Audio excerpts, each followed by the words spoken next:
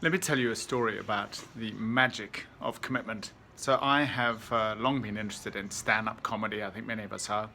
And it's one thing to watch stand-up comedy, it's another thing to do stand-up comedy. So some years ago, when I was in the process of doing my 365 talks in 365 days, the opportunity came up for me to do some stand-up comedy. And a friend of mine who owned a restaurant said, come on and do it. And I got 7 minutes, so I went along. And I prepared for it, but not very well because I had some jokes as backup, right? 3 or 4 jokes.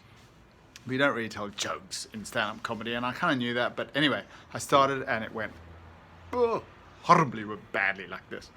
And then I remembered that afternoon I'd said to my wife, I'd gone back home, and I said to my wife, I'm going out tonight. And she said, what are you doing? And I said, well, I'm going to go do stand-up comedy. And she said, why? You're not even funny. And it brought the house down. Like there was this explosion of laughter. And it was a really great lesson in a couple of things. One is put yourself at risk and amazing things happen. Secondly, when you're still, stuff finds you. Call it God, call it the universe, call it inspiration, but something divine finds us.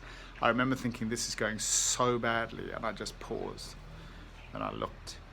There's a long, uncomfortable silences, and I looked, and then it just came to me like, tell that story. And that was it. And I got off the stage to,